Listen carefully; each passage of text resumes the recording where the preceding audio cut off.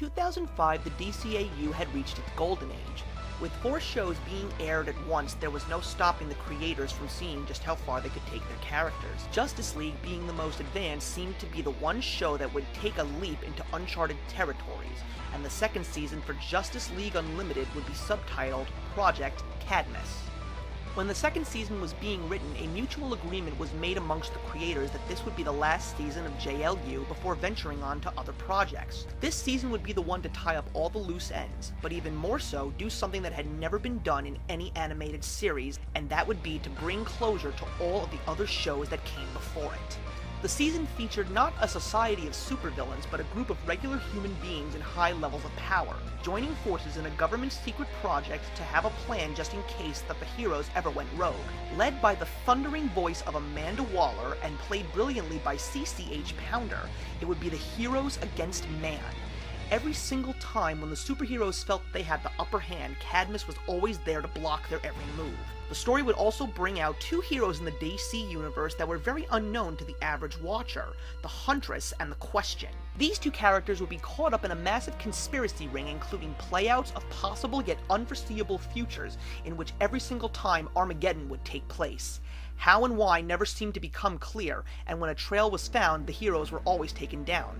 Allegiances would be tested, and bonds of friendship would be shattered.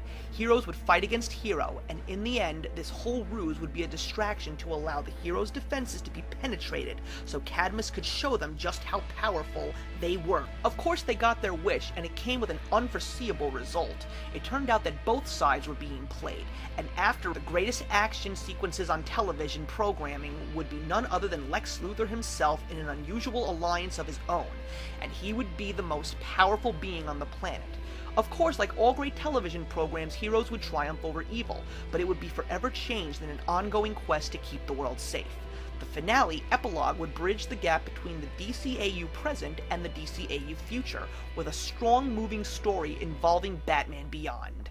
It would go on to be nominated for many awards and be the perfect send-off for the Justice League, but there would just be one small problem.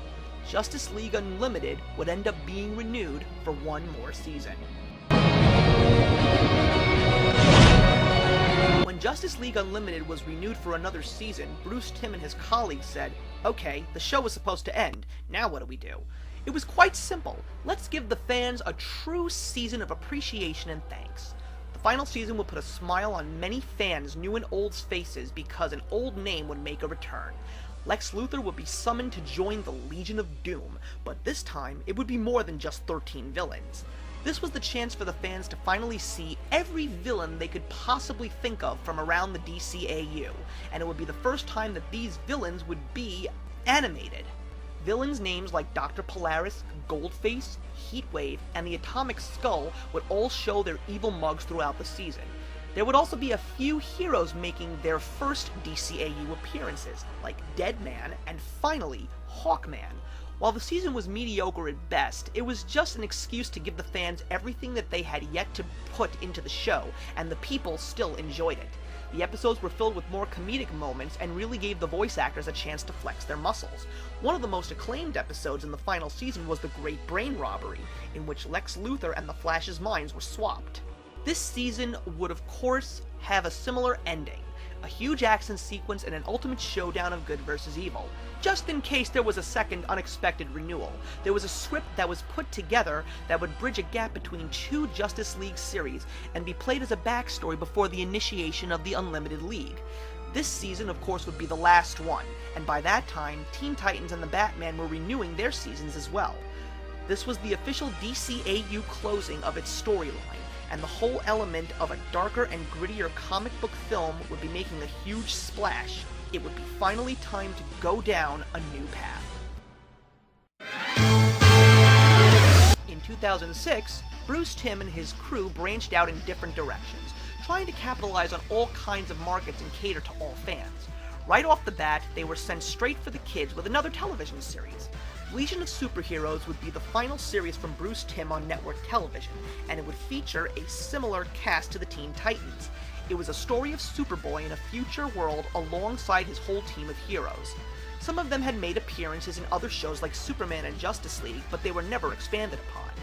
This series draws on a rich story of the Legion of Superheroes, taking inspiration from stories set during all time periods during the team's 50-year history in comics. Unfortunately, this show would never have an easy road.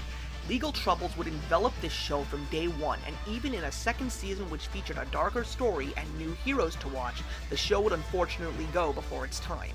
A third season was already in the works to feature an even richer story with more characters, but they would never be able to complete it, and it was never seen by its fans. Around the same time, the chance to tackle the world of film was tested again. In 2006, a direct-to-DVD film, Brainiac Attacks, was released. This featured a brilliant Brainiac story arc in the JLU that would feature the perfect time to get it to the fans. It would also be the return of Tim Daly to voice Superman since the animated series. However, this would be another failed experiment. Fans thought that the story was horrific, and not having Clancy Brown or Corey Burton to play the roles of their animated counterparts gave this film their worst sales ever. The result, Brainiac Attacks, would really put a damper on the next direct-to-film project, but at the same time, fans would be well aware that it would not be compared to others. 2007 began Bruce Timm's newest project, the Warner Premiere DC Animated Universe film collection.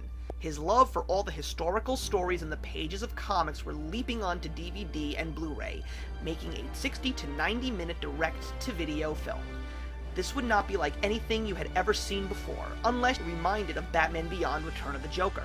The library began with Superman Doomsday, based on the famed story that shocked the world of comics and non-comics alike. That story was the death of Superman. Superman Doomsday would be the first in an annual release of direct-to-video animated films. People were excited because it would be the first Superman animated film with a PG-13 rating. These films were not intended for children, and the makers made that quite clear. Superman Doomsday featured a rich film story, but with intense action, blood, and adult language. It would also have another major change in the voice cast. For these films, there's supposed to be no continuity, and each would be its own original film. Each film would feature a different animation style to have them each stand out on their own, but also pay tribute to the artist that the film was referenced upon. They were meant to look like the comic, as if they were truly coming to life. The master behind the voice casting since Batman the Animated Series, Andrea Romano, said that they would put voice cast members in the film that would fit the mood of the story.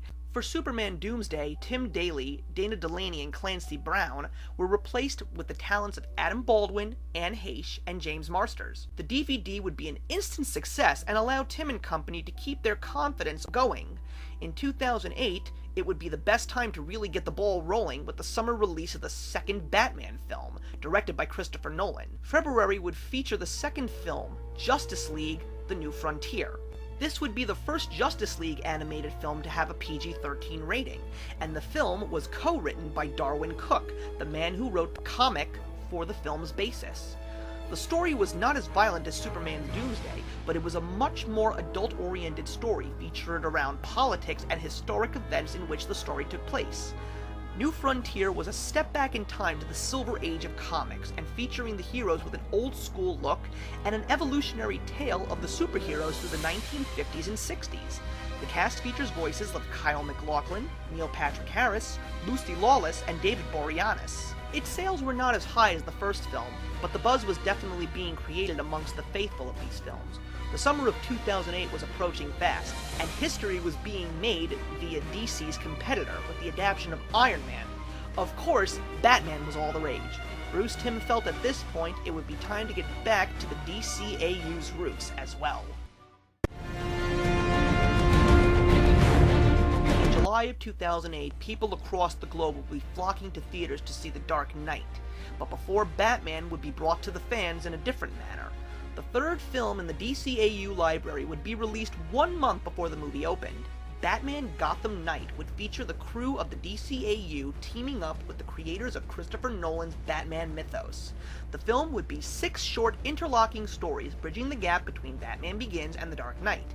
This would not be your average everyday Batman film. This would be the very first time Batman would be done in the style of Japanese anime. Using some of the most acclaimed animation styles from Japan, each of these 6 shorts would be featured in a different style from a different anime artist. Some of the shorts would feature intense action and others deep emotion. It would definitely be a turning point for the film series, and with the release of The Dark Knight a month later, a whole new bunch of fans would be racing to grab it off of retail shelves to complete the gap between the two Batman films. Batman Gotham Knight would be the third highest grosser in the DCAU library, with Superman Doomsday remaining at number 1. After the summer, Batman would make his triumphant return to television, but this time in a very different way. Bruce Timm would go back to the golden age of Batman, to his kid-friendly series Batman the Brave and the Bold. Each episode features Batman teaming up with other heroes and taking on the baddies. The show is lighter in tone than the previous Batman series, depicting the Dark Knight as more of a light-hearted and playful guy with a dry, ironic wit. Of course, the perfect voice to match this Batman would be comedic sensation Dietrich Bader. The show featured various references and depictions from Batman from the 1960s, and very similar to the version featured on the Adam West Show. While the tone is lighter, it still did mention characters that had already passed on, as well as Batman's beginnings. But the show was meant for kids, and even the first appearance of Batmite since the Filmation years in 1970. The show would have a very successful first season, and for a time, it would be the only DCAU show on the air for a good 2 years. With Batman once again in the public eye, and the television series like Justice League, Teen Titans, and The Batman all making their releases to DVD, there was no rush to really head out and start new television projects. However, the first 3 DCAU original films were really making an impact, and it was time to open that world up.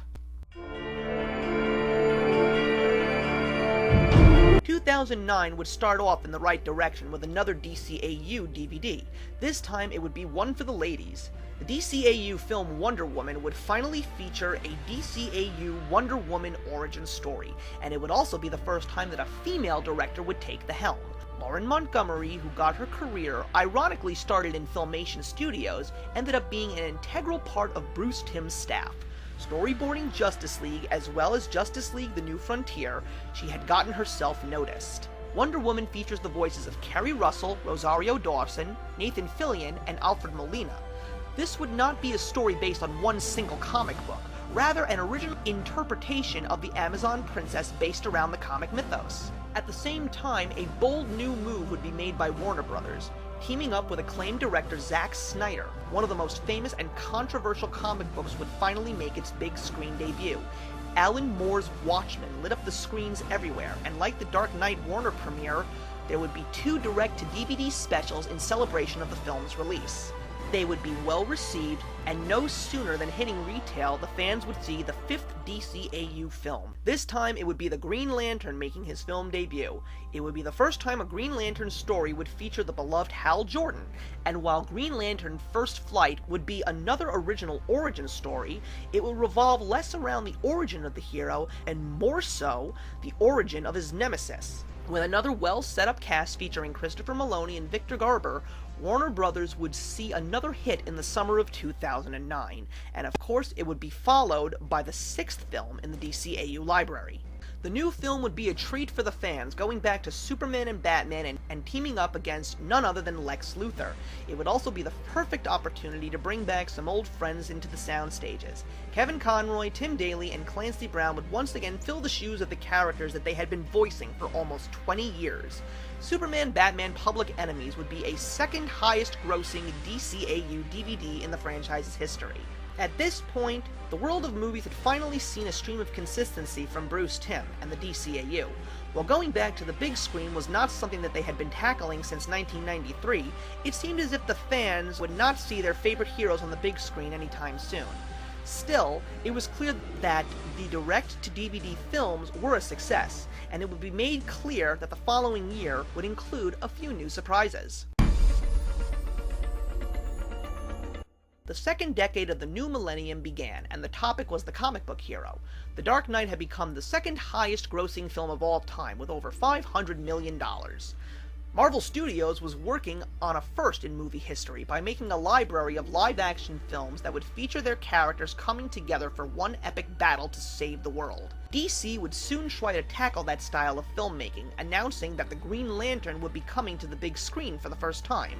There were also rumors of trying to revive the Superman franchise after a weak release of Superman Returns in 2006. At this point in the DCAU world, The goal was to continue with their film projects. After all, if it ain't broke, don't fix it. The first DCAU release that year would finally bring the Lost Justice League script to life in Justice League Crisis on Two Earths. Of course, it would be molded to become its own story, but it would also have a few fond memories of the old Justice League series. A new voice cast would be compiled, including Stephen Baldwin, Mark Harmon, and Nolan North, but it would also be the villains in the film that would stand out, like the voices of Gina Torres and the great James Woods. This film would also feature a special bonus, a DC Showcase short. It was announced that each of the releases coming out in 2010 would have a 5-minute short film featuring a hero that had not been featured on its own. There was also an announcement that the 3 short films would be featured on a DVD release with a 22-minute long showcase short. The first one starred the Spectre, voiced by Gary Cole. The second short would be Jonah Hex, just in time for the live-action film starring Josh Brolin hitting theaters.